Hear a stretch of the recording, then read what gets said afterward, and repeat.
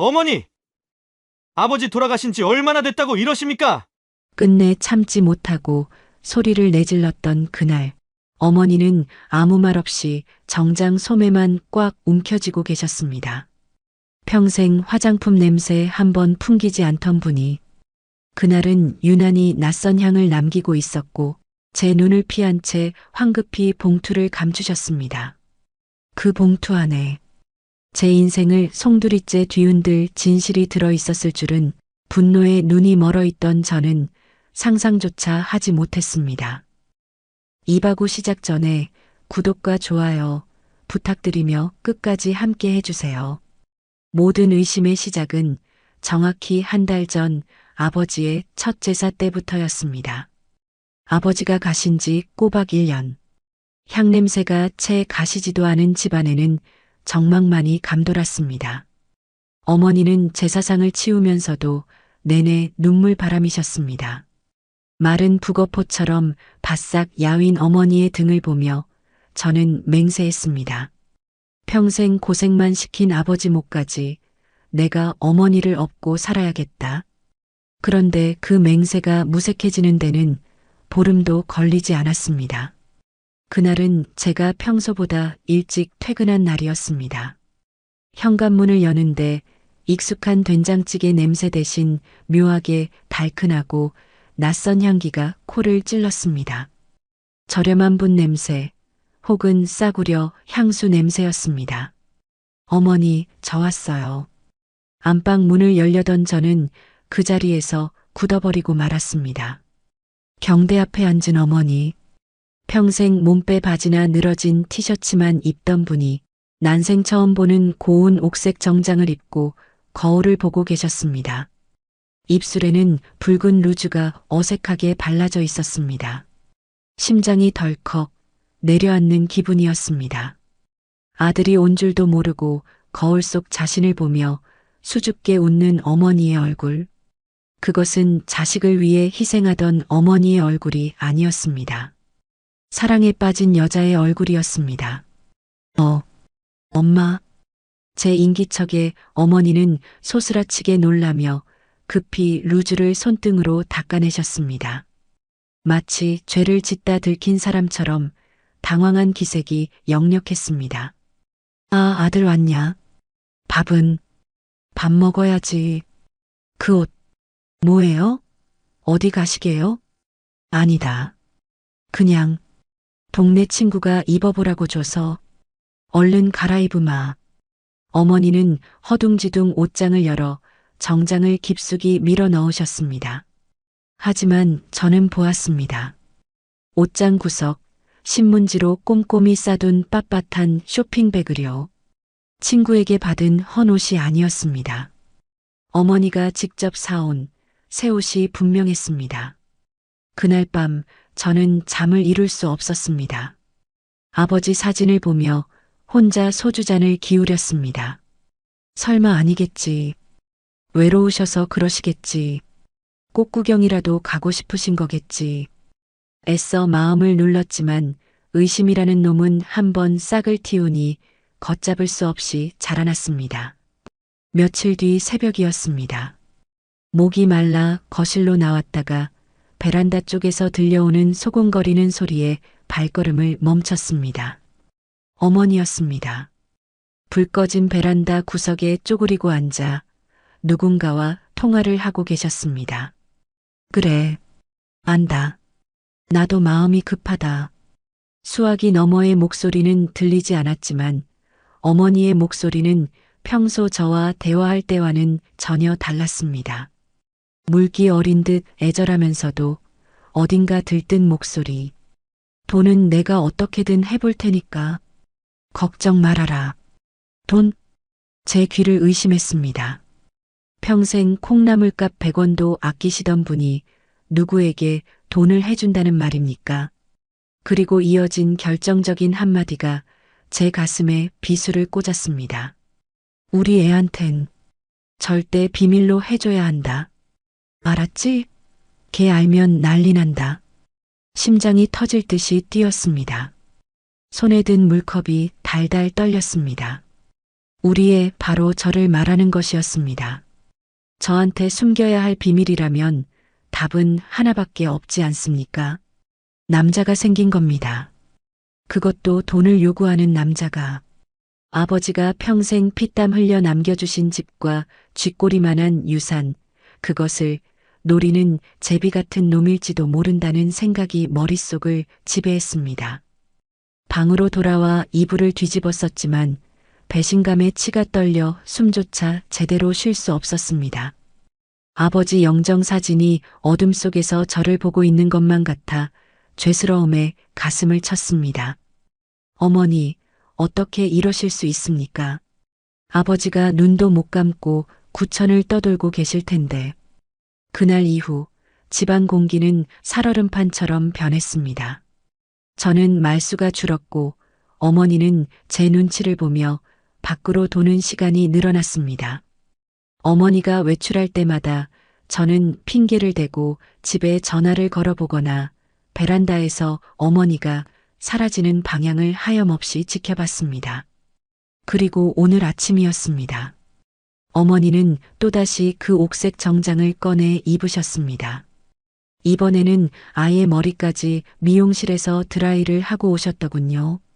나 오늘 좀 늦을 거다. 저녁 챙겨 먹어라. 어머니는 제 눈도 마주치지 않고 신발을 신으셨습니다. 그 손에는 평소 시장 갈 때 들던 장바구니가 아니라 장롱 깊숙한 곳에 있던 가죽 핸드백이 들려 있었습니다. 핸드백 틈으로 삐져나온 두툼한 흰 봉투가 제 눈에 들어왔습니다. 직감했습니다. 저게 바로 그 돈이구나. 어디 가시는데요?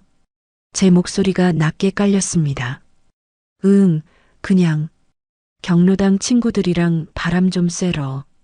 거짓말. 경로당 가는데 누가 저렇게 차려입고 돈 봉투를 챙깁니까? 어머니가 현관문을 닫고 나가는 소리가 제게는 마치 가족의 연을 끊고 나가는 소리처럼 들렸습니다. 더는 참을 수 없었습니다. 이대로 어머니를 보내면 정말 돌이킬 수 없는 일이 벌어질 것만 같았습니다. 그 남자가 누구든 오늘 내 눈으로 확인해야겠습니다.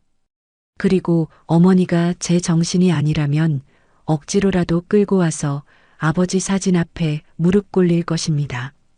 저는 겉옷을 챙겨 들고 뛰쳐나갔습니다. 엘리베이터가 내려가는 숫자가 야속할 만큼 느리게 느껴졌습니다. 계단으로 뛰어내려가며 주머니 속 차키를 꽉 쥐었습니다. 손바닥에 땀이 흥건했습니다. 아파트 입구에 다다르자 저만치 택시를 잡는 어머니의 뒷모습이 보였습니다. 어머니는 주변을 두리번거리시더니 황급히 택시에 올라타셨습니다. 기사님, 저 앞 택시 좀 따라가 주세요. 빨리요. 제 차에 시동을 걸 틈도 없이 마침 단지 앞에 서 있던 빈 택시를 잡아탔습니다. 제 목소리에 놀란 기사님이 룸미러로 저를 힐끔 보더니 엑셀을 밟았습니다. 앞서가는 택시 뒷공무니를 쫓는 내내 제 머릿속은 온통 붉은색이었습니다. 분노인지 슬픔인지 모를 뜨거운 것이 목구멍까지 차올랐습니다. 어머니가 탄 택시가 향한 곳은 동네 시장도 친구네 집도 아니었습니다. 시내를 가로질러 한참을 달리더니 번화가 쪽으로 방향을 틀었습니다. 설마 정말 호텔 같은 데라도 들어가는 건가? 상상만으로도 피가 거꾸로 솟는 것 같았습니다. 그런데 택시가 멈춘 곳은 예상 밖의 장소였습니다. 시내 한복판에 있는 대학병원 앞이었습니다. 병원? 순간 머릿속이 복잡해졌습니다. 어디가 편찮으신 건가? 아니면 그 남자가 입원이라도 했나? 별의별 생각이 꼬리를 물었지만 택시에서 내린 어머니의 행동은 아픈 사람의 보호자 같지 않았습니다. 마치 누군가를 몰래 만나러 온 사람처럼 옷매무새를 다듬고 주위를 살피며 병원 본관이 아닌 별관 쪽으로 발걸음을 옮기셨습니다. 저는 택시비를 던지듯 내고 기둥 뒤에 숨어 어머니의 뒤를 밟았습니다. 어머니의 옥색 정장이 병원의 흰 벽과 대비되어 유난히 눈에 띄었습니다. 그 뒷모습이 왜 그렇게 낯설고 또 처연해 보이던지요. 하지만 그 처연함조차 저에게는 가증스러운 연기로 보였습니다. 손에 꽉 쥔 핸드백, 그 안에 돈 봉투, 그것이 향하는 곳에 분명 제 가정을 파탄낼 진실이 기다리고 있을 테니까요. 병원 냄새는 언제 맡아도 역합니다. 소독약 냄새와 섞인 그 비릿한 공기는 사람을 불안하게 만듭니다. 하지만 그날 제 코를 찌른 것은 소독약 냄새가 아니었습니다. 그것은 내 어머니에게서 풍기는 지독한 배신의 냄새였습니다. 회전문이 돌고 어머니의 옥색 정장 자락이 병원 로비의 인파 속으로 섞여 들어갔습니다.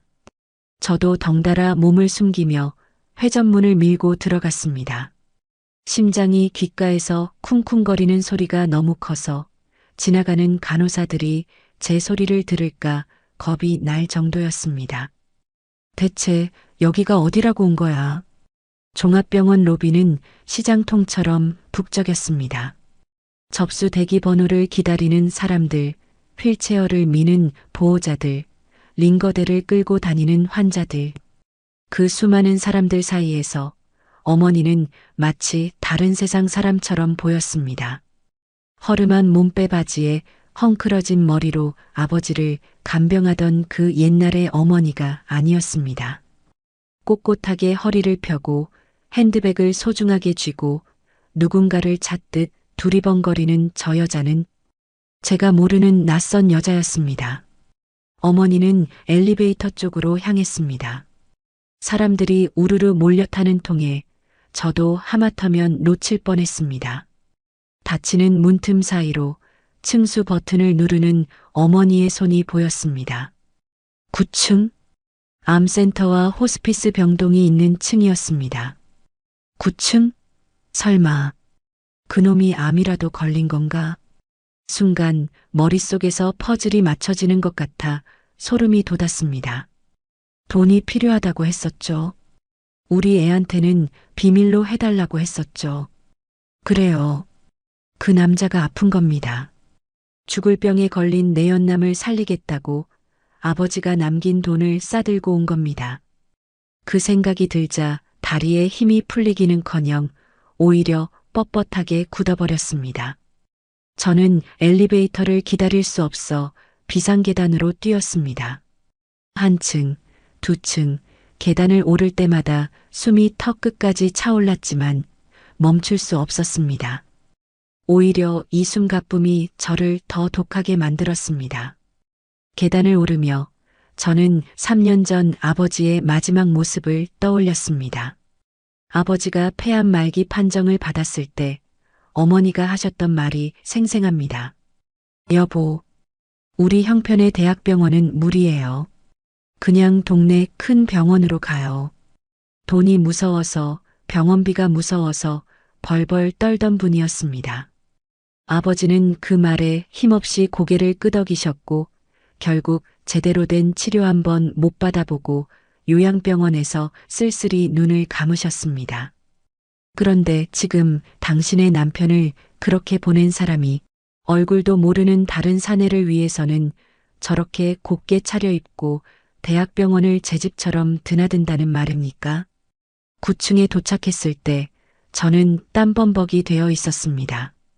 비상구 문을 아주 조금 손가락 하나 들어갈 만큼만 열고 복도를 살폈습니다. 긴 복도 끝 휴게실 소파에 어머니가 앉아 계셨습니다. 아직 그놈은 오지 않은 모양이었습니다. 어머니는 초조한지 다리를 계속 떨고 계셨습니다. 그러다 핸드백에서 손거울을 꺼내 이리저리 얼굴을 비춰보시더군요. 앞머리를 넘겼다 내렸다. 옷매무새를 다듬었다가 그 모습이 어찌나 정성스러운지 보고 있는 제 속이 문드러지는 것 같았습니다. 아버지가 살아계실 때 단 한 번이라도 저렇게 예쁘게 꾸미고 데이트라도 하셨더라면 제가 이렇게 억울하지는 않을 겁니다. 그때였습니다. 어머니가 핸드백을 열어 그 두툼한 흰 봉투를 꺼냈습니다. 봉투 입구를 살짝 벌려 안을 확인하시는데 언뜻 봐도 꽤 많은 현찰과 낡은 통장이 보였습니다. 아버지가 평생 공사판을 전전하며 모은 돈. 제가 장가갈 때 보태주겠다고 당신 입에 들어가는 밥알도 아껴가며 모은 그 돈일 겁니다. 엄마, 제발 이러지 마. 지금이라도 그냥 집으로 돌아가. 저는 마음속으로 수없이 빌었습니다. 지금이라도 어머니가 마음을 돌려 엘리베이터를 탄다면 저는 모른 척 해드릴 수도 있었습니다. 오늘의 외출은 없던 일로 하고 다시 예전의 그 억척스럽고 착한 어머니로 돌아와만 준다면. 하지만 제 바람은 산산조각이 났습니다. 엘리베이터가 띵하고 도착하는 소리가 들렸고 문이 열리자 어머니가 벌떡 자리에서 일어났습니다. 어머니의 얼굴에 화색이 돌았습니다. 마치 10년 만에 만난 정인이라도 보는 듯 눈가에 물기마저 어리는 것 같았습니다. 엘리베이터에서 내린 사람은 중년의 남성이었습니다. 멀끔한 양복 차림에 중절모까지 쓴 모습이 꽤나 점잖은 신사처럼 보였습니다. 하지만 제 눈에는 그저 늙은 제비 아니면 사기꾼으로밖에 보이지 않았습니다. 왔어요? 어머니가 그 남자에게 다가가 고개를 숙였습니다. 그 공손한 태도, 그리고 그 남자가 어머니의 어깨를 툭툭 치며 위로하듯 건네는 손길. 그것은 하루 이틀 알고 지낸 사이가 아니라는 증거였습니다. 제가 모르는 시간 동안 두 사람은 얼마나 많은 미래를 즐겼을까요? 아버지가 병상에 누워 계실 때도, 아니면 아버지가 돌아가시자마자 남자가 주위를 두리번거리더니 어머니를 데리고 복도 구석, 사람들의 눈이 잘 닿지 않는 비상구 쪽으로 이끌었습니다. 바로 제가 숨어 있는 그 비상구 쪽으로 말입니다. 저는 황급히 위층으로 이어지는 계단참으로 몸을 숨겼습니다. 철문 하나를 사이에 두고 어머니와 그 남자의 목소리가 들려왔습니다. 봉투를 다시 가져오셨습니까? 남자의 목소리는 낮고 묵직했습니다. 제 예상이 맞았습니다. 첫 마디부터 돈 이야기라니. 네, 여기요. 어머니의 떨리는 목소리. 그리고 부스럭거리는 봉투 소리. 그 소리가 제 고막을 찢는 것 같았습니다. 피가 거꾸로 솟는다는 말이 무슨 뜻인지 저는 그 순간 뼈저리게 느꼈습니다. 제 손은 이미 차가운 철제 난간을 부서져라 움켜쥐고 있었습니다. 이성이 끊어지는 소리가 귓가에 윙윙거렸습니다. 더 이상은 참을 수 없었습니다. 저 돈이 넘어가면 끝입니다. 아버지의 피땀이, 어머니의 정절이, 우리 가족의 명예가 저 낯선 남자의 주머니로 들어가는 꼴을 저는 두고 볼 수 없었습니다. 용서 못해. 절대로 용서 못해. 저는 숨을 크게 들이마셨습니다. 그리고 닫혀있던 비상구 문을 있는 힘껏 발로 걷어찼습니다. 쾅! 육중한 철문이 벽에 부딪히며 천둥 같은 소리를 냈습니다. 복도 구석에서 은밀한 거래를 하던 두 사람의 시선이 동시에 저에게 꽂혔습니다. 어머니의 눈이 휘둥그레졌고 남자는 당황한 듯 봉투를 쥔 손을 뒤로 감췄습니다. 그 비겁한 행동이 제 분노에 기름을 부었습니다. 당신들, 지금 뭐 하는 짓이야? 짐승의 울음 같은 제 목소리가 병원 복도를 찢어 놓았습니다. 지나가던 사람들의 발걸음이 일제히 멈췄고 웅성거리는 소리가 환청처럼 귓전을 때렸습니다. 하지만 제 눈에는 오직 두 사람만 보였습니다.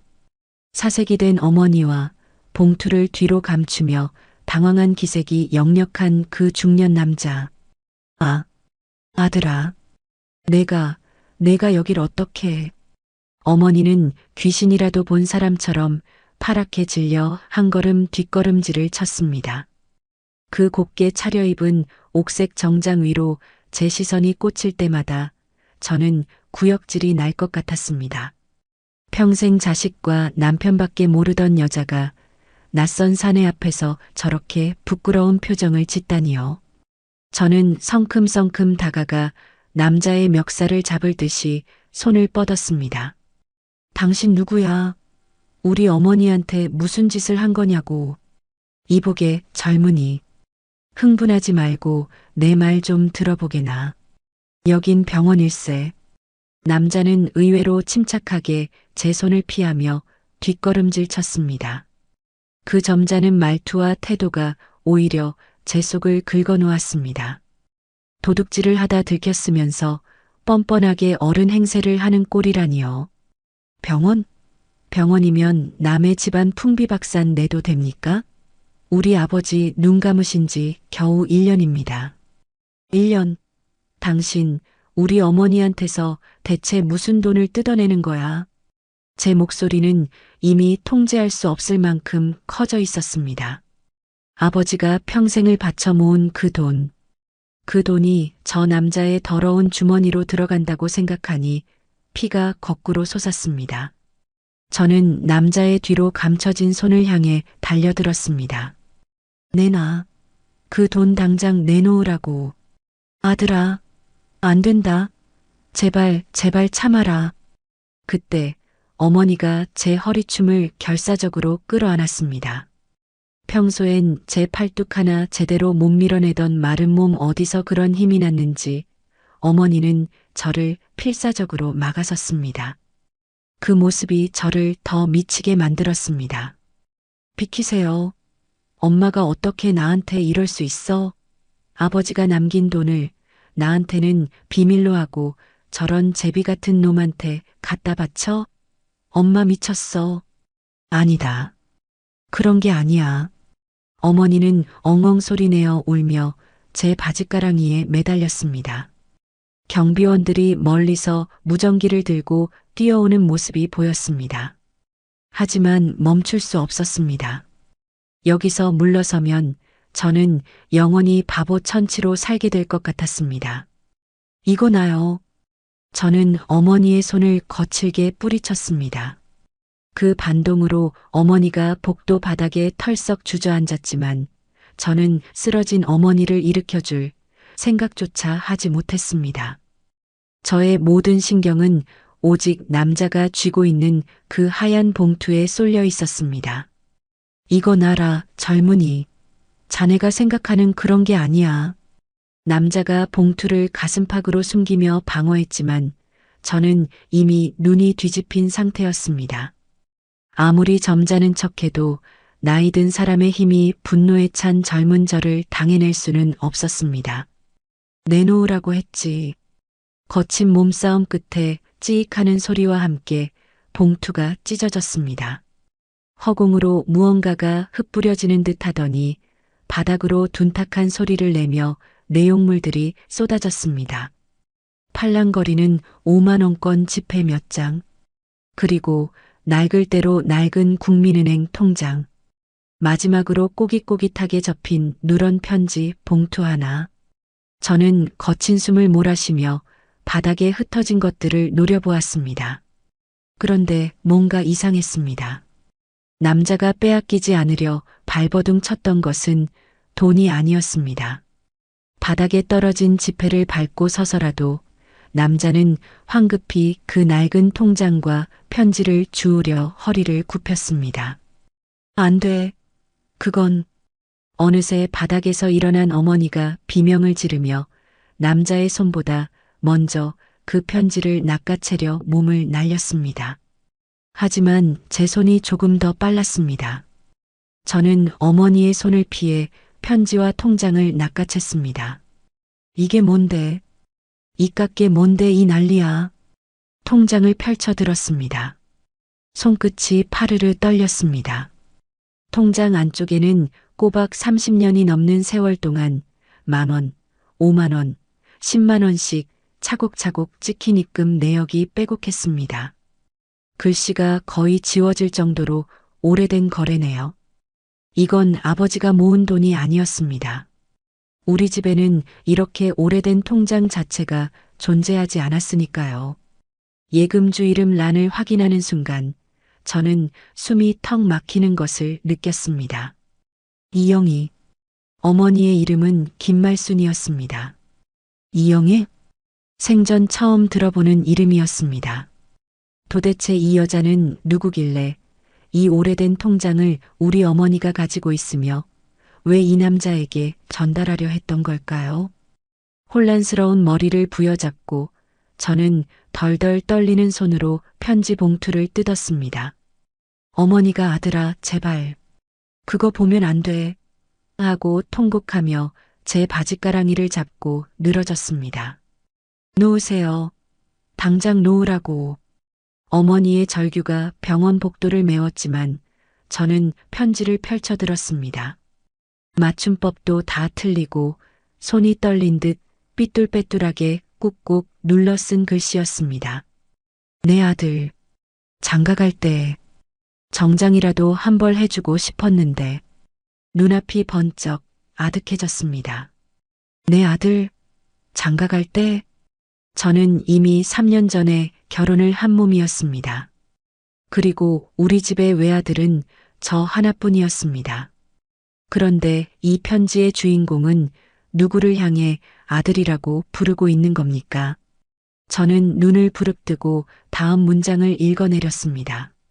말순 언니, 염치 없지만 우리의 얼굴 한 번만 보게 해주오. 죽기 전에 꼭 한 번만. 말순 언니. 그것은 제 어머니의 이름이었습니다. 그리고 우리의. 그 순간 거친 숨을 고르며 서 있던 중년 남자가 무겁게 입을 열었습니다. 아까의 당황한 기색은 사라지고 무언가를 단단히 체념한 듯한 슬프고도 단호한 눈빛이었습니다. 자네가 오해할 만하네. 남자의 한마디가 병원의 소란스러움을 일순간 정지시키는 것 같았습니다. 그의 목소리는 너무나 고요해서 오히려 폭풍 전야처럼 두려웠습니다. 저 안에 자네를 낳아주신 분이 있네. 남자의 손끝이 가리키는 곳. 방금 전 남자가 열고 나온 903호 병실문. 그 굳게 닫힌 문틈 사이로 옅은 기침소리가 새어나오고 있었습니다. 무슨 말도 안 되는 소리를. 내 목소리는 형편없이 떨리고 있었습니다. 내 앞에는 옥색 정장을 입고 바닥에 엎드려 짐승처럼 우는 엄마가 있고 그 옆에는 처음 보는 점잖은 남자가 서 있습니다. 엄마, 저 남자가 지금 무슨 헛소리를 하는 거야? 나는 바닥에 주저앉은 어머니의 어깨를 미친 듯이 흔들었습니다. 제발 아니라고, 저놈이 돈을 뜯어내려고 수작을 부리는 거라고 말해주기를 바랐습니다. 하지만 어머니는 내 눈을 피한 채 그저 두 손으로 얼굴을 감싸쥐고 오열할 뿐이었습니다. 내가 미안하다 아들아. 다 내 죄다. 그 한마디에 억지로 버티고 있던 내 세상의 기둥 하나가 우지끈 부러져 내렸습니다. 자네 어머니를 탓하지 말게. 남자가 무거운 한숨을 내쉬며 바닥에 떨어진 편지와 통장을 주워들었습니다. 그의 손끝은 아주 미세하게 떨리고 있었습니다. 나는 저 안에 누워있는 사람의 오랍이 되는 사람일세. 자네한테는 외삼촌이 되는 셈이지. 외삼촌? 평생 친척 하나 없이 아버지와 어머니 그리고 나. 세 식구가 세상의 전부인 줄 알고 살아온 내게 갑자기 외삼촌이라니요. 저기 903호. 영희가 자네를 낳은 사람일세. 내 누이 동생이지. 그의 시선이 가리키는 곳. 조금 열린 903호 병실 문틈으로 새어나오는 희미한 불빛이 마치 저승으로 가는 길잡이 불빛처럼 서늘하게 느껴졌습니다.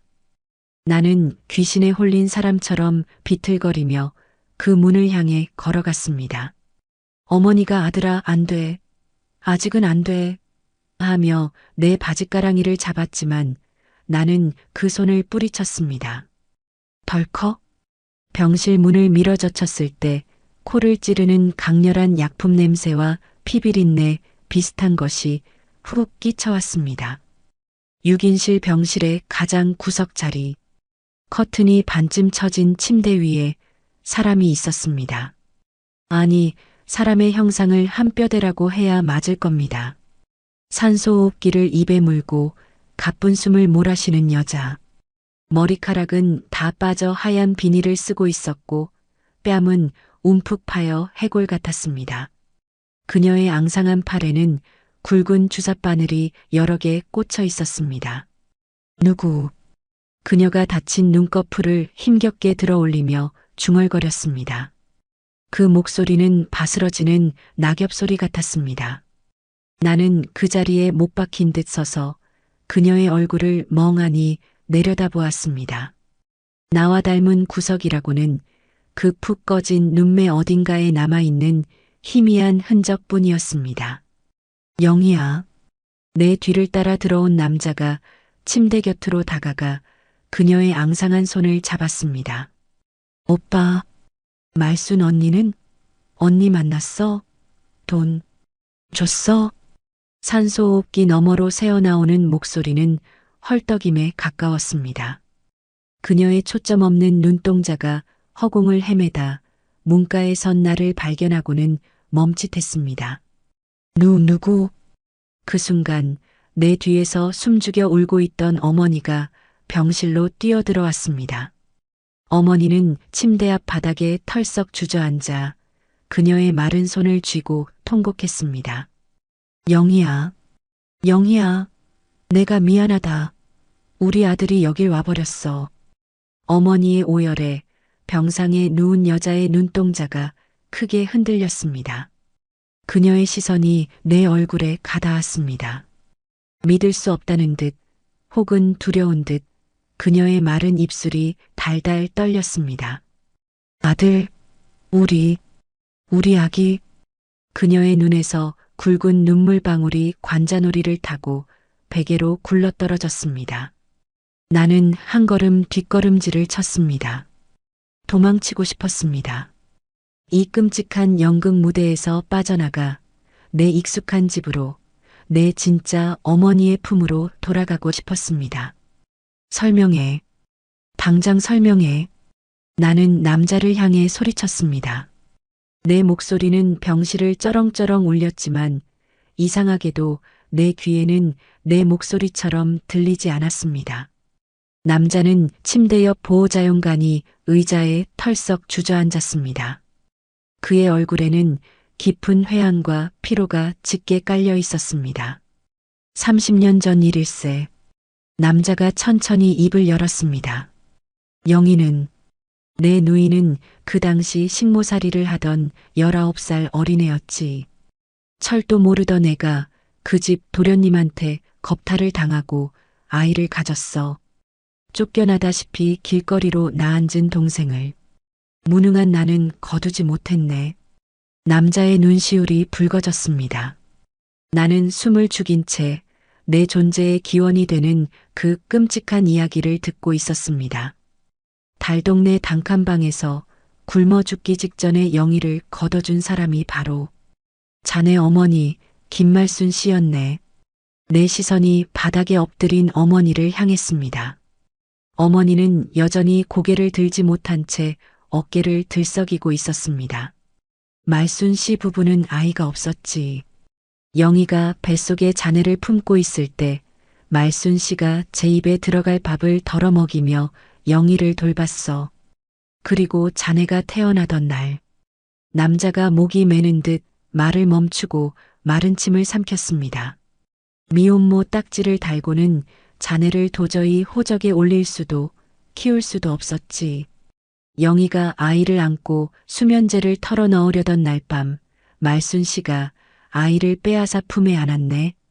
내가 내 호적에 올려 내 자식으로 키울 테니 넌 홀가분하게 떠나라고 말이야. 머릿속이 하얗게 벼락을 맞은 것 같았습니다. 평생 나를 위해 손발이 부르트도록 일했던 어머니. 아버지가 죽고 난 뒤에도 내 끼니를 챙기던 그 억척스러운 여자가 나를 살리기 위해 남의 핏덩이를 거둔 사람이었다고요? 영희는 자네를 말순 씨에게 맡기고 식당 주방 공사장 한바집을 전전하며 평생을 혼자 살았네. 자식 버린 죄인이라며 단 한 번도 말순 씨 앞에 나서지 않았어. 그런데 남자가 바닥에서 주운 그 낡은 통장을 내밀었습니다. 3달 전에 영희가 췌장암 말기 판정을 받았네. 의사가 남은 시간이 길어야 한 달이라고 하더군. 췌장암 말기. 그 단어가 내 심장을 후벼 팠습니다. 죽기 전에, 눈 감기 전에 자기 배 아파 낳은 자식 얼굴 한 번만, 멀리서라도 한 번만 보게 해달라고 영희가 나한테 처음으로 울면서 매달리더군. 그래서 내가 말순 씨를 찾아갔네. 나는 멍하니 그 낡은 통장을 받아들었습니다. 손끝에 닿은 서늘한 감촉이 소름 끼쳤습니다. 이 돈은 남자의 목소리가 갈라졌습니다. 영희가 평생 식당 바닥 닦아가며 모은 돈일세. 자네 장가갈 때 보태주려고 그 아픈 몸으로 병원 한 번 안 가고 모은 6천만 원. 그걸 말순 씨한테 전해주고 멀리서 자네 얼굴 한 번만 보게 해달라고 부탁하려던 참이었네. 통장 속에 적힌 5만 원, 10만 원의 흔적들. 그것은 그냥 숫자가 아니었습니다. 내 앞에 저 앙상한 여자가 평생을 바쳐 짜낸 피와 땀, 그리고 자식을 향한 지독한 그리움의 무게였습니다. 그리고 어머니, 내게 남자가 생겨 돈을 갖다 바친다고 오해했던 어머니는 친모의 마지막 소원을 들어주기 위해 나에게서 이 끔찍한 진실을 숨기기 위해 그렇게 노심초사했던 것입니다. 우리 애한테는 절대 비밀로 해줘야 한다. 알았지? 걔 알면 난리 난다. 베란다에서 엿들었던 어머니의 통화 내용이 머릿속에서 메아리 쳤습니다. 그것은 외도를 숨기려는 속삭임이 아니라 자식이 상처받을까 두려워 안절부절 못하는 어미의 처절한 호소였습니다. 내가 미행을 결심했던 그 곱게 차려입은 옥색 정장과 화장. 그것은 병든 친모 앞에서 내가 이렇게 아이를 잘 키웠으니 걱정 말고 가라고 보여주기 위한 길러준 어미의 가슴 시린 예의였습니다. 아, 내 입에서 짐승이 앓는 소리 같은 신음이 새어나왔습니다. 다리에 힘이 풀려 그 자리에 털썩 주저앉았습니다. 내가 무슨 짓을 한 거지? 평생 나를 거두어 키워준 양어머니를 의심하고 모욕했습니다. 그리고 죽어가는 친어머니 앞에서 그 핏빛 같은 돈 봉투를 바닥에 내동댕이 쳤습니다. 미안하다. 침대 위에서 힘겨운 목소리가 들렸습니다. 친어머니가 나를 향해 앙상한 손을 뻗고 있었습니다. 우리 아기, 잘 컸네. 말순 언니가 훌륭하게 잘 키워줬네. 그녀의 눈에서 흐른 눈물이 베개를 흥건하게 적셨습니다. 나는 바닥에 주저앉은 채 그 뻗어온 손을 잡지도 내치지도 못한 채 덜덜 떨고만 있었습니다. 내 옆에서 어머니는 내 바짓단을 꽉 움켜쥔 채 차마 내 눈을 보지 못하고 통곡하고 있었습니다. 낳아준 어미의 가쁜 숨소리와 길러준 어미의 오열. 그 두 거대한 모정의 틈바구니에서 나는 속절없이 무너져 내리고 있었습니다. 나는 비상계단을 미친 듯이 뛰어내려와 병원 밖으로 도망쳤습니다. 찬바람이 뺨을 때렸지만 얼굴은 불덩이처럼 뜨거웠습니다. 머릿속은 거대한 벌집을 쑤셔놓은 듯 윙윙거렸습니다. 미안하다. 우리 아기, 잘 컸네. 산소호흡기 너머로 바스러지듯 들려오던 그 목소리가 귓가에 맴돌아 길거리에 선 채 구역질을 덜컥덜컥 해댔습니다. 지나가는 사람들이 미친놈 보듯 나를 쳐다봤지만 상관없었습니다. 나는 정말로 미쳐버린 것 같았으니까요. 30년 전 19 미혼모. 내 자식으로 호적에 올릴 테니 넌 떠나라. 췌장암 말기, 남은 시간 한 달. 외삼촌이라는 남자의 말들이 날카로운 파편이 되어 심장을 난도질했습니다. 도대체 내 삶은 어디서부터 거짓이고 어디까지가 진짜란 말입니까? 나를 안고 젖을 물리며 키워준 사람, 열병에 걸렸을 때 밤새 업고 뛰었던 사람, 내 등록금을 대느라 파출부 일로 손가락 마디가 굵어진 사람, 그 김말순이라는 여자가 내 친어머니가 아니라고요? 어떻게 집까지 걸어왔는지 기억나지 않습니다. 현관문을 열자 익숙한 된장 냄새, 낡은 장판 냄새가 훅 끼쳐왔습니다. 텅 빈 거실에는 정정만이 무겁게 가라앉아 있었습니다. 아버지의 영정사진이 오늘따라 나를 무섭게 노려보는 것 같았습니다. 나는 신발도 벗지 않은 채 홀리듯 어머니의 안방으로 들어갔습니다. 어제까지만 해도 더러운 불륜의 현장이라며 혐오스럽게 쳐다봤던 그 방. 경대 위에는 어머니가 서툴게 바르다 만 붉은 루즈가 뒹굴고 있었습니다. 나는 그 싸구려 화장품을 집어들었습니다. 손끝이 파르르 떨렸습니다. 어머니가 제 정신이 아니라면 억지로라도 끌고 와서 아버지 사진 앞에 무릎 꿇릴 것입니다. 불과 몇 시간 전 내가 품었던 그 끔찍한 오해가 비수가 되어 내 가슴을 찔렀습니다. 어머니는 남자를 만나러 가기 위해 꾸민 게 아니었습니다. 병든 동생, 아니 친모인 이영애 씨를 만나기 위해서였습니다. 자신이 거둔 핏덩이가 이렇게 버젓한 청년으로 이렇게 번듯하게 잘 자랐다는 것을 그 불쌍한 여자에게 말해주고 싶었을 겁니다. 내가 이만큼 아이를 잘 키웠으니 걱정 말고 가라고 길러준 어미로서 마지막 예의를 갖추기 위해 평생 안 입던 정장을 사고 입술을 발랐던 것입니다. 경대 서랍을 무작정 열었습니다. 어머니가 신문지로 꼼꼼히 싸두었던 그 옥색 정장의 빈 쇼핑백이 보였습니다. 쇼핑백 바닥에서 바스락거리는 종이 한 장이 떨어졌습니다. 옷을 산 영수증이었습니다. 그런데 영수증 뒷면에 내게 너무도 익숙한 굵은 글씨체가 보였습니다. 말순아, 우리 아들 훌륭하게 키워줘서 고맙소. 나중에 그 사람 만나러 갈 일 생기면 꼬질꼬질하게 가지 말고 꼭 예쁘게 입고 가시오. 흉잡히지 않게. 아버지의 글씨였습니다. 숨이 턱 막혔습니다. 아버지 역시 모든 진실을 알고 계셨던 겁니다. 자기 핏줄도 아닌 아이를 거두어 키우는 아내를 탓하지 않고 오히려 그 비밀을 죽는 날까지 가슴에 품고 무덤까지 안고 가셨던 겁니다.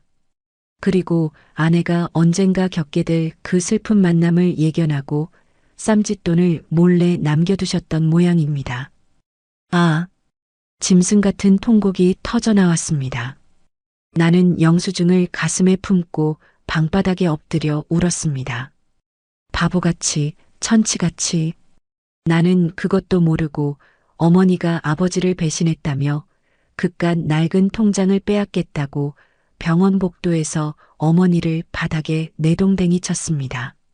얼마나 울었을까. 창밖이 어둑어둑해졌을 때쯤 현관문 열리는 소리가 들렸습니다. 아들아. 불 꺼진 거실에 기진맥진한 어머니가 서 있었습니다. 옥색 정장은 구겨지고 흙먼지가 묻어 있었고 화장은 눈물에 지워져 엉망이었습니다. 어머니는 신발도 벗지 못한 채 현관에 주저앉아 있었습니다. 나는 방에서 뛰쳐나갔습니다. 어머니는 내 얼굴을 보자마자 바닥에 엎드리며 두 손을 싹싹 비비기 시작했습니다. 내가 죽일년이다. 내가 죄인이야. 우리 아들 평생 모르게 하려고 했는데 내가 모자라서 그 불쌍한 것 소원 하나 들어주려다 우리 아들 가슴에 대못을 박았어. 날 욕해라. 이 못난 어미를 쳐 죽여라. 어머니의 쉰 목소리가 거실 바닥을 울렸습니다. 나는 어머니 앞에 무릎을 꿇었습니다. 그리고 그 거칠고 굵어진 두 손을 덥석 잡았습니다. 어머니, 엄마. 내가 엄마라고 부르자 어머니의 어깨가 크게 움찔했습니다. 엄마가 왜 죄인이야? 내가 죄인이지. 엄마가 날 버렸으면 난 진작에 길바닥에서 죽었을 텐데. 남의 자식 걷어서 뼈 빠지게 고생하게 한 게 난데. 아니다. 아니야. 어머니가 내 입을 틀어막았습니다. 그녀의 눈에 피눈물 같은 붉은 핏발이 서 있었습니다. 넌 내 새끼다. 내 배로 낳진 않았어도 내 젖이 안 나와 밤새 맹물 끓여 먹이며 밤을 새웠어도 넌 하늘이 두 쪽 나도 내 새끼야. 내 아버지가 그렇게 예뻐했고 내가 그렇게 품어 키웠어. 누가 뭐래도 그깟 핏줄이 무슨 소용이냐. 내 속으로 낳은 자식보다 더 귀한 내 새끼다. 어머니는 나를 끌어안고 통곡했습니다.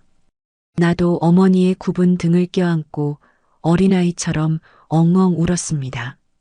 나를 향해 쏟아지는 이 거대한 사랑의 무게를 나는 감히 짐작조차 할 수 없었습니다. 그 사람, 불쌍한 사람이다, 아들아. 한참을 울던 어머니가 내 어깨를 다독이며 젖은 목소리로 말했습니다. 19살에 널 낳고 평생을 죄인처럼 살았어. 식당 바닥 닦으면서도 혹시라도 너한테 해가 갈까봐 멀리서 지켜보지도 못했어. 그 돈, 6천만 원. 그거 모으겠다고 제 몸뚱이 다 망가지는 줄도 모르고 미련하게. 어머니는 말을 잇지 못하고 다시 흑흑 흐느꼈습니다. 내가 널 안 뺏었으면 차라리 지 새끼 키우면서 억척스럽게라도 살았을지 모르는데. 내가 이기적이라서 널 뺏어왔어. 그래서 그 사람이 저렇게 된 것 같아서 내가 천벌을 받으려니야. 아니에요, 엄마. 그런 말 마요. 나는 눈물을 닦으며 어머니의 얼굴을 똑바로 보았습니다. 엄마가 나 살린 거예요. 그리고 그분도, 나 낳아주신 그분도 날 살리기 위해 떠나신 거잖아요. 그렇습니다. 친어머니는 나에게 짐이 되지 않기 위해 평생을 숨어 살았고, 길러준 어머니는 내게 완벽한 세상을 만들어주기 위해 평생을 헌신했습니다. 나는 버려진 아이가 아니었습니다. 세상 그 누구보다 두 어머니의 치열한 사랑과 희생을 양분 삼아 자라난 가장 축복받은 아이였습니다. 엄마, 나는 굳게 결심한 듯 떨리는 목소리로 말했습니다. 내일 병원에 가요. 같이 가요, 엄마. 어머니의 눈이 커졌습니다. 가서 그분한테 낳아주셔서 고맙다고. 그리고 우리 엄마가 이렇게 잘 키워주셨으니까 안심하고 눈 감으시라고. 내가 말씀드릴게요. 어머니는 왈칵 눈물을 쏟으며 내 가슴에 얼굴을 묻었습니다. 아이고, 내 새끼. 장하다. 내 새끼. 고맙다. 밤은 깊어가고 아버지가 남긴 낡은 벽시계의 초침 소리만이 우리 모자의 통곡 사이로 째깍거리고 있었습니다. 내일이면 나는 다시 그 903호 병실의 문을 열어야 합니다. 그리고 이번에는 도망치지 않고 내 삶의 두 근원 앞에 당당히 설 것입니다. 다음 날 아침 공기는 어제보다 더 차가웠습니다. 하지만 내 가슴속 불길은 밤새 한숨도 자지 못한 탓인지 아니면 어제 쏟아낸 눈물 탓인지 잔잔하게 식어 있었습니다. 밤새 울다 지쳐 거실 소파에 쓰러져 잠든 어머니를 깨웠습니다.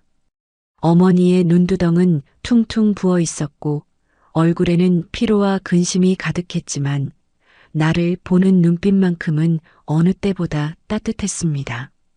엄마 가요. 내 짧은 한마디에 어머니는 아무 말 없이 고개를 끄덕이고는 어제 흙먼지가 묻은 옥색 정장을 말끔하게 털어 다시 입으셨습니다. 그리고 아버지가 남긴 그 영수증을 핸드백 깊숙이 챙겨 넣으셨습니다. 다시 찾은 시내 대학병원. 엘리베이터를 타고 9층으로 올라가는 내내 우리는 단 한마디도 나누지 않았습니다. 하지만 어머니가 내 손을 꽉 쥐고 계셨고 그 투박하고 따뜻한 체온이 나를 지탱해주고 있었습니다. 어제 내가 이성을 잃고 발로 걷어찼던 그 비상구 철문 앞을 지나 903호 병실 앞에 섰습니다. 병실 문틈으로 간호사들이 분주하게 움직이는 모습이 보였습니다. 심장이 덜컥 내려앉았습니다. 혹시 간밤에 무슨 일이라도. 내가 문을 열기도 전에 안에서 먼저 문이 열리며 외삼촌이 수척한 얼굴로 나왔습니다. 그는 나와 어머니를 번갈아 보더니 깊은 안도의 한숨을 내쉬었습니다. 어서 들어오세요. 영희가. 간밤에 숨이 몇 번이나 넘어갔는지 모릅니다. 외삼촌의 말에 어머니가 헉하고 숨을 들이켜며 병실 안으로 뛰어들어갔습니다. 나도 그 뒤를 따랐습니다. 어제 보았던 그 해골 같은 여인. 친어머니는 산소호흡기 대신 얇은 콧줄에 의지한 채 초점 없는 눈으로 허공을 응시하고 있었습니다. 그녀의 앙상한 가슴이 힘겹게 오르내릴 때마다 쌕쌕거리는 쇳소리가 났습니다. 영희야, 영희야, 정신 좀 차려봐라. 우리 아들 왔다. 내 새끼 왔다. 어머니가 침대 곁에 무릎을 꿇고 그녀의 깡마른 손을 부여잡았습니다. 친어머니의 감긴 눈꺼풀이 미세하게 떨리더니 천천히 눈을 떴습니다. 탁하게 흐려진 동공이 이리저리 흔들리다 마침내 침대 발치에 선 내게 멈췄습니다. 아, 그녀의 마른 입술 사이로 바람 새는 듯한 소리가 흘러나왔습니다. 나는 어제처럼 도망치지 않았습니다. 대신 천천히 걸음을 옮겨 두 어머니가 맞잡고 있는 그 손 위로 내 손을 포겠습니다. 차갑고 거칠었습니다. 내 손을 키워준 어머니의 굳은 살과는 또 다른 평생 험한 물 만지며 살아온 여자의 얼음장 같은 손이었습니다. 저 왔어요. 내 목소리가 병실 안의 무거운 공기를 갈랐습니다. 우리 아기. 친어머니의 눈가에서 주르륵 굵은 눈물이 흘러내려 베개를 적셨습니다. 그녀는 남은 힘을 다해 내 손을 꽉 쥐려 했지만 그 악력은 갓난아이의 잼잼보다도 약했습니다. 나는 어제 병원 복도에 내동댕이 쳤던 그 낡은 통장과 편지 봉투를 품속에서 꺼냈습니다. 외삼촌이 밤새 챙겨두었던 것을 아침에 건네받은 터였습니다. 나는 그 낡은 통장을 친어머니의 손에 꼭 쥐어주었습니다. 이거 받으세요. 내 말에 친어머니가 고개를 저었습니다. 아니야. 그건 내 거야. 우리 아기. 장가갈 때 보태주려고. 엄마가, 이 못난 애미가. 그녀의 가쁜 숨소리에 섞인 그 애미라는 단어가 내 가슴의 둑을 무너뜨렸습니다. 알아요. 알아요, 어머니. 내가 처음으로 내뱉은 그 단어. 어머니. 나를 낳아준 여자, 이영희. 그녀의 두 눈이 화들짝 커지더니 짐승의 앓는 소리 같은 오열을 터뜨렸습니다. 아이고, 아이고, 내 새끼. 하늘이시여, 이제 죽어도 여한이 없습니다. 그녀는 내 손에 쥐인 통장을 더듬더듬 매만졌습니다. 그 통장, 그냥 모은 거 아니다. 그녀의 목소리가 끊어질 듯 이어졌습니다. 외삼촌이 곁에서 조용히 거들었습니다. 영희가, 자네 유치원 들어갈 때, 초등학교 입학할 때, 중학교, 고등학교 졸업할 때, 멀리서 교문 밖에서 지켜보면서 그날 일당을 다 털어넣은 돈일세. 자네 생일날 자네가 상 받았다는 소문 들은 날. 그렇게 30년을 하루같이 모은 돈이야. 망치로 뒤통수를 얻어맞은 것 같았습니다. 나는 통장을 다시 펼쳐보았습니다. 1995년 3월 2일. 입금 5만 원. 초등학교 입학하던 날. 2001년 2월 14일. 입금 10만 원. 중학교 졸업식 날. 2006년 11월 16일. 입금 10만 원. 수능 치던 날. 숫자 옆에 흐릿하게 찍힌 날짜들. 그것은 그냥 돈이 아니었습니다. 자식을 버린 죄책감에 차마 나서지도 못하고 먼발치에서 내 인생의 궤적을 훔쳐보며 남몰래 삼켜야 했던 어미의 피눈물이었습니다. 엄마, 엄마. 나는 친어머니의 마른 가슴에 얼굴을 묻고 짐승처럼 울부짖었습니다. 왜 그렇게 바보같이 살았어요? 한 번이라도 안아보지. 한 번이라도 손잡아보지. 그깟 호적이 뭐라고, 그깟 미혼모 딱지가 뭐라고 평생을 그렇게 식당 바닥에서 늙어갔어요. 내 절규의 친어머니는 뼈만 남은 손으로 내 머리를 쓰다듬었습니다. 그 손길은 깃털처럼 가벼웠지만 내 영혼의 가장 깊은 곳까지 닿는 듯 했습니다. 안 돼. 우리 아기 때 묻으면 안 돼. 훌륭한 말순 언니 밑에서 반듯하게 커야지. 그래야 우리 아기가 무시 안 당해. 그녀의 쇳소리 섞인 목소리에 곁에 있던 양모가 바닥에 엎드려 통곡했습니다. 영희야, 내가 죄인이다. 내가 식당 바닥에서 남의 밥그릇 닦을 때 나는 내 새끼 안고 따뜻한 밥 먹었어. 내가 천벌을 받으려니야. 차라리 나를 욕해라, 영희야. 양모의 절절한 참회에 친모는 힘겹게 고개를 저으며 양모의 손을 맞잡았습니다. 언니, 아니야. 언니가 내 생명의 은인이야. 우리 아기, 이렇게 장성한 사내로 키워줘서 정말 고마워. 두 어머니, 한 사람은 피를 나누어 준 죄로 평생을 숨어 살았고 다른 한 사람은 남의 피를 거둔 죄로 평생을 노심초사하며 희생했습니다. 이 좁고 서늘한 903호 병실 안에서 30년간 엉켜있던 두 여자의 지독한 운명의 매듭이 비로소 풀리고 있었습니다. 나는 고개를 들어 두 어머니의 손을 내 큰 손으로 겹쳐쥐었습니다. 두 분 다 제 어머니예요. 나를 낳아주신 어머니, 나를 길러주신 어머니. 내 말에 친어머니의 입가에 희미한 미소가 번졌습니다. 마치 평생 짊어졌던 무거운 십자가를 내려놓은 듯한 한없이 평온하고 아름다운 얼굴이었습니다. 이제 됐어. 그녀가 허공을 향해 조용히 중얼거렸습니다. 우리 아기 냄새 맡았고 손도 잡아봤고 어미 소리도 들었으니 이제 정말 가벼운 마음으로 갈 수 있겠어. 그 순간 친어머니의 눈이 스르르 감기며 호흡이 거칠어졌습니다. 심박수를 알리는 기계음이 불규칙하게 요동치기 시작했습니다. 영희야, 눈 떠봐, 영희야. 외삼촌이 기겁하며 의사를 부르러 뛰쳐나갔고 양모는 사색이 되어 친모의 몸을 흔들었습니다. 선생님, 의사 선생님. 외삼촌의 다급한 외침과 함께 의사와 간호사들이 우르르 몰려들어왔습니다.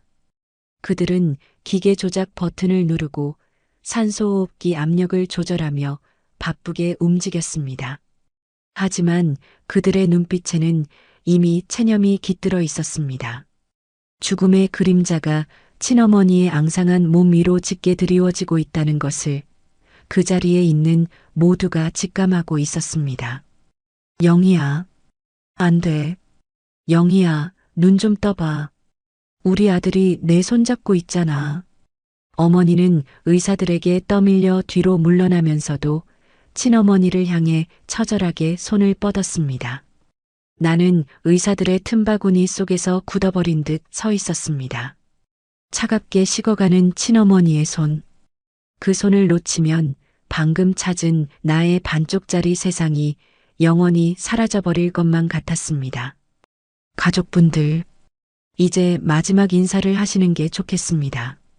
담당 의사의 낮고 무거운 목소리가 떨어졌습니다. 그 순간 병실 안의 시간이 멈춘 것 같았습니다. 오직 기계음만이 그녀의 남은 시간을 초 단위로 깎아내고 있었습니다. 나는 떨리는 무릎을 애써 펴고 친어머니의 침상 곁으로 바짝 다가갔습니다. 그녀의 눈은 반쯤 감겨 있었고 호흡은 잦아들고 있었습니다. 더 이상 내 목소리가 들리지 않을지도 모른다는 두려움이 엄습했습니다. 안 돼. 이대로 보낼 순 없어. 나는 주머니 속에서 어제 병원 복도에서 찢어졌던 그 낡은 편지 봉투를 꺼냈습니다.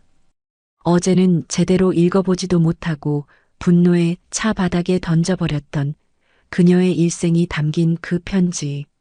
어머니. 나는 친어머니의 귀 가까이에 입을 댔습니다. 내 목소리가 떨려 제대로 나오지 않았지만 억지로 침을 삼키며 목청을 다듬었습니다. 어머니가 쓰신 이 편지, 제가 지금 읽어드릴게요. 들리시죠? 어머니 목소리 대신 제가 제 목소리로 읽을게요. 친어머니의 감긴 눈꺼풀이 미세하게 파르르 떨렸습니다. 듣고 계신 겁니다. 나는 조심스럽게 세상에서 가장 귀한 보물을 다루듯 편지지를 펼쳤습니다. 눈물이 시야를 가려 글씨가 번져 보였지만 나는 한자 한자 또박또박 소리 내어 읽기 시작했습니다. 내 아들, 장가갈 때 정장이라도 한 벌 해주고 싶었는데 어미가 못나서 평생 식당 바닥이나 닦다 보니 줄 게 이것밖에 없구나. 내 목소리가 병실의 정적을 갈랐습니다. 양어머니는 두 손으로 입을 틀어막은 채 오열했고 외삼촌은 창밖으로 고개를 돌렸습니다. 말순 언니, 염치 없지만 우리의 얼굴 한 번만 보게 해주오. 죽기 전에 꼭 한 번만 내 새끼가 어떻게 컸는지 그 잘생긴 얼굴 한 번만 눈에 담고 갈 수 있게 해주오. 편지지를 쥔 내 손이 격하게 떨렸습니다. 삐뚤빼뚤한 글씨체, 배우지 못한 여자의 서툰 맞춤법. 하지만 그 투박한 글자들 사이에는 30년 동안 꾹꾹 눌러 참았던 피 맺힌 그리움이 활화산처럼 끓어오르고 있었습니다. 나는 목이 메어 잠시 숨을 고른 뒤 다음 문장을 이어갔습니다. 아들아, 넌 모르겠지만 어미는 널 매일 보고 살았다. 내가 말순 언니 손잡고 초등학교 입학하던 날 노란 우산 쓰고 가던 내 뒷모습, 중학교 교복 입고 늠름하게 걸어가던 모습. 어미는 그 식당 뒷골목에서 다 지켜봤어. 널 품에 안아보지 못한 건 내 평생의 한이지만 내가 그 훌륭한 언니 밑에서 구김살 없이 커준 것만으로도 난 매일매일 하늘에 감사했다. 눈물이 후두둑 떨어져 편지지 위로 번졌습니다. 아, 어머니. 어머니는 늘 제 곁에 계셨군요. 내가 넘어져 무릎이 깨졌을 때, 내가 상장을 받아들고 활짝 웃었을 때, 그 모든 순간 보이지 않는 곳에서 숨죽여 울고 웃으며 내 삶의 궤적을 쫓고 계셨군요. 그리고 마지막 문장. 그 문장에 내 심장이 덜컥 내려앉았습니다. 그리고 형부, 우리 아들 사진 몰래 가져다 주셔서 고맙습니다. 이 사진 내 부적처럼 평생 가슴에 품고 다녔소. 형부, 바로 우리 아버지였습니다. 나는 편지 봉투 안쪽을 황급히 뒤집어 보았습니다. 봉투 안에서 작고 낡은 흑백 사진 한 장이 툭 떨어졌습니다. 내 100일 사진이었습니다. 그리고 뒷면에는 내 돌사진, 유치원 재롱잔치 사진. 아버지가 몰래 이 친어머니에게 내 커가는 모습을 전해주고 계셨던 겁니다. 길러준 아내의 헌신을 지켜주면서도 핏덩이를 포기해야 했던 한 여자의 끊어질 듯한 숨통을 그 사진 몇 장으로 이어주고 계셨던 겁니다. 아버지, 내 입에서 짐승 같은 탄식이 터져 나왔습니다. 친어머니는 내가 내던진 그 낡은 통장과 더불어 아버지가 전해준 내 사진들을 평생의 부적처럼 품고 식당 바닥을 닦으며 살아왔던 겁니다. 어머니, 듣고 계세요? 나는 편지와 사진을 친어머니의 앙상한 손에 꼭 쥐어주었습니다. 그리고 그녀의 얼굴에 내 볼을 비볐습니다. 서늘했던 그녀의 뺨이 아주 잠깐 미세하게 따뜻해지는 것을 느꼈습니다. 제가 다 기억할게요. 어머니가 제 뒤에서 평생 흘리신 눈물, 어머니가 제 생일마다 10,000원, 50,000원씩 모아주신 그 피 같은 돈, 그리고 우리 아버지, 엄마가 저를 위해 평생 짊어진 그 무거운 비밀. 제가 평생 잊지 않고 다 갚으며 살게요. 내 절규에 가까운 맹세가 병실을 울렸습니다. 그 순간이었습니다. 아들아, 친어머니의 입술이 아주 희미하게 바람처럼 달싹였습니다. 그녀의 눈꺼풀이 천천히 열리더니 마지막 남은 생명의 불꽃을 모두 태워내듯 맑아진 눈동자가 나를 향했습니다. 우리 아기, 내 새끼, 고맙다. 그녀의 입가에 옅은 미소가 번졌습니다. 평생의 죄책감과 한 그 모든 짐을 내려놓은 세상에서 가장 평온한 얼굴이었습니다. 영희야, 영희야. 양모가 울부짖으며 그녀의 몸을 끌어안았습니다. 친어머니의 시선이 나와 양모를 번갈아 바라보더니 마침내 허공 어딘가로 멈추었습니다. 이제 됐어. 그녀의 고개가 힘없이 옆으로 툭 떨어졌습니다. 그리고 삐. 기계의 단조로운 긴 파열음이 그녀의 마지막을 선언했습니다. 어머니, 안 돼. 어머니. 나는 그녀의 차가워진 손을 움켜쥐고 목 놓아 울었습니다. 나를 낳아준 여자, 내 존재의 시작. 그녀를 만난 지 불과 이틀. 그녀의 진심을 알게 된 지 불과 하루. 신은 내게 너무나도 짧은 시간만을 허락하고 그녀를 거두어 가셨습니다. 병실 바닥에 엎드린 어머니도 짐승처럼 오열하며 내 어깨를 끌어안았습니다. 나도 어머니를 꽉 끌어안았습니다. 두 사람의 뜨거운 눈물이 섞여 흘렀습니다. 엄마, 이제 우리 둘밖에 없어요. 내가 엄마 지킬게요. 돌아가신 어머니 목까지, 우리 아버지 목까지. 내가 평생 엄마 없고 살게요. 나는 양모의 젖은 등을 쓸어내리며 다짐하고 또 다짐했습니다. 나를 낳아준 친어머니의 거룩한 죽음 앞에서 나를 길러준 어머니와의 지독한 사랑의 매듭은 오히려 더 단단해지고 있었습니다. 검은 상복의 무게는 생각보다 무거웠습니다. 아버지를 보낸 지 겨우 1년 만에 저는 다시 상주의 완장을 차고 향냄새 가득한 빈소에 앉아 있습니다. 영정 사진 속의 여인, 수척하고 앙상했던 병상의 얼굴 대신 외삼촌이 찾아온 20살 무렵의 앳된 이영애 씨가 서글프게 웃고 있었습니다. 저를 낳기 전 세상의 모진 풍파를 겪기 전에 그 눈부신 청춘, 그 어여쁜 소녀가 평생 식당 바닥에서 허리를 숙이며 늙어가는 동안 저는 참으로 따뜻하고 안전한 요람 속에서 자랐습니다. 저는 주머니 속에서 그 낡은 국민은행 통장을 꺼내 만지작거렸습니다. 6천만 원. 친어머니가 당신의 피와 땀, 어쩌면 뼈와 살을 깎아 모은 제 결혼 자금.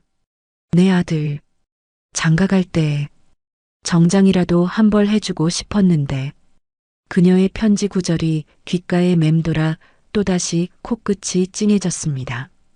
저는 그 돈으로 정장을 입는 대신 세상에서 가장 고운 윤달 수의를 지어 올렸습니다. 평생 남들이 입다 버린 헌옷, 주방 기름때에 절은 싸구려 작업복만 입으셨을 뿐 마지막 가시는 길만큼은 거친 삼배가 아니라 최고급 명주실로 짠 부드럽고 따뜻한 옷을 입혀드리고 싶었습니다. 어머니, 이 옷 입고 저승에선 춥지 않게 예쁜 모습으로 날아다니세요. 제가 수의를 관에 덮어드리며 속삭였을 때 곁에 서 있던 외삼촌의 어깨가 크게 들썩였습니다.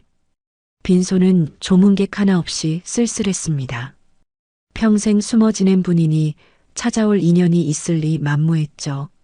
하지만 텅 빈 빈소를 꽉 채운 것은 제 옆에 꿇어앉아 밤낮으로 향을 피우는 길러준 어머니 김말순 여사의 오열이었습니다. 어머니는 사흘 내내 물 한 모금 넘기지 못하고 영정 앞에서 절을 했습니다. 이따금 혼잣말처럼 그러나 영정 속 동생에게 닿기를 바라는 간절한 목소리로 중얼거리셨습니다. 영희야, 춥진 않니? 배는 안 고프니? 평생 남의 밥상만 차려줬는데 내 잿밥 하나 챙겨줄 사람 없게 만들어서 이 언니가 미안하다. 어머니의 굵은 손가락이 향을 집어 올릴 때마다 그 손마디에 박힌 고단한 세월이 보였습니다. 친어머니가 식당 바닥을 닦는 동안 이 손은 남의 집 안방을 닦으며 저를 키워냈습니다. 두 여자의 인생은 완전히 다른 길을 걸은 듯 했지만 결국 저라는 한 생명을 살리기 위해 똑같이 부서지고 닳아 없어진 기구한 여정이었습니다. 엄마, 그만하세요. 이제 편히 가셨을 거예요. 엄마가 이렇게 우시면 저분도 발걸음이 무거워 못 가세요. 제가 어머니의 등을 감싸 안고 일으켜 세웠을 때 어머니는 퉁퉁 부은 눈으로 저를 올려다보았습니다. 아들아, 내가 나를 원망해도 할 말이 없다. 내가 널 안 뺏었으면 차라리 둘이 지지고 볶고라도 살지 않았을까? 내가 욕심을 부려서. 무슨 소리예요, 엄마? 저는 어머니의 두 손을 꽉 쥐었습니다. 어머니의 손은 제 손보다 거칠었지만 그 어떤 비단보다 따뜻했습니다. 엄마가 제 세상을 만들어주셨잖아요. 그리고 저분도 저를 버린 게 아니라 엄마한테 저를 맡기고 평생 지켜주신 거예요. 두 분 다 저한테는 은인이고 구원이에요. 그러니까 엄마 제발 자책하지 마세요. 그게 저분을 가장 슬프게 하는 일이에요. 제 말에 어머니는 제 가슴팍에 얼굴을 묻고 소리 없이 흐느꼈습니다. 저는 어머니의 등을 쓰다듬으며 영정 사진 속의 친어머니를 바라보았습니다. 사진 속 그녀가 맞아. 내 말이 맞아라고 속삭이며 웃어주는 것 같았습니다. 납골당에 유골함을 안치하던 날, 하늘은 눈이 시리도록 푸르고 맑았습니다. 작은 유리암 안에는 유골함과 함께 낡은 통장, 그리고 아버지가 몰래 전해주셨다던 제 어릴 적 사진들이 나란히 놓였습니다. 그리고 어머니가 손수 적어 넣은 작은 쪽지 하나가 곁들여졌습니다. 내 동생 영희야. 우리 아들, 내가 하늘나라 가는 날까지 눈물 안 흘리게 잘 거둘게. 거기서 형부 만나면 내가 고맙다고 했다고 전해다오. 유리문이 닫히고 우리는 그 앞에 서서 오래도록 고개를 숙였습니다. 외삼촌은 제 어깨를 두어 번 툭툭 두드려주고는 붉어진 눈시울로 뒤돌아섰습니다. 자네는 정말 축복받은 사람일세. 두 어미의 목숨 같은 사랑을 받았으니 그의 뒷모습이 멀어지는 것을 보며 저는 마음속 깊이 다짐했습니다. 내 남은 인생은 이 거대한 두 사랑의 빚을 갚아나가는 여정이 될 것이라고. 시간은 흘러 다시 평범한 일상이 찾아왔습니다. 하지만 제 세상은 그날 이후로 완전히 달라졌습니다. 퇴근 후 현관문을 열 때면 더 이상 의심의 눈초리로 어머니의 옷차림을 살피지 않습니다. 대신 굽은 등으로 주방에서 찌개를 끓이시는 어머니의 뒷모습을 볼 때마다 가슴이 저릿해져 뒤에서 몰래 안아드리곤 합니다. 아이고 깜짝이야. 징그럽게 왜 이래. 다 큰 놈이. 왜요? 우리 엄마 내가 안아보겠다는데. 어머니는 겉으로는 타박하시면서도 얼굴에는 화사한 웃음꽃이 핍니다. 어머니의 방 화장대 위에는 더 이상 서툴게 바르던 붉은 루즈가 없습니다. 하지만 저는 가끔 퇴근길에 백화점에 들러 가장 좋은 영양크림을 사서 어머니 화장대 위에 슬쩍 올려놓습니다. 평생 저를 키우느라 거칠어진 그 피부를 이제는 제가 지켜드려야 하니까요. 가끔 밤에 잠이 오지 않을 때면 저는 지갑 속에 넣어둔 친어머니의 낡은 편지 조각을 꺼내봅니다. 분노에 눈이 멀어 어머니를 의심하고 아버지의 유산을 빼돌린다고 착각했던 그 어리석었던 시간. 만약 제가 그때 병원 복도에서 조금만 늦게 이성을 찾았더라면 어땠을까요? 끝까지 편지를 읽지 않고 죽어가는 친어머니의 손을 뿌리쳤더라면 저는 평생을 용서받지 못한 죄인으로 살아야 했을 겁니다. 어머니가 그토록 제게 숨기고 싶어 했던 그 서툰 비밀이 사실은 저라는 세상을 지키기 위한 가장 지독하고 눈물겨운 사랑이었다는 것을 저는 그 낡은 통장을 부여잡고 짐승처럼 울고 나서야 비로소 깨달았습니다. 요즘 들어 부쩍 밤바람이 찹니다. 오늘 밤에는 왠지 저를 낳아주신 분의 수줍은 얼굴과 저를 길러주신 분의 환한 웃음이 나란히 꿈에 찾아올 것만 같습니다. 그곳에서는 두 분이 아무런 죄책감 없이 서로 손을 맞잡고 따뜻한 아랫목에 마주 앉아 계시기를. 그리고 당신들이 목숨 걸고 지켜낸 이 아들이 얼마나 두 분을 사랑하고 그리워하는지 바람결에라도 전해지기를 간절히 바라봅니다. 남겨진 국화 한 송이처럼 시들어버릴 뻔했던 제 마음은 두 어머니가 뿌려준 그 거대한 사랑 덕분에 다시 뿌리를 내렸습니다. 저는 오늘 하루도 두 분의 목까지 헛되지 않게 살아내려 합니다. 오늘의 이바구는 여기까지입니다.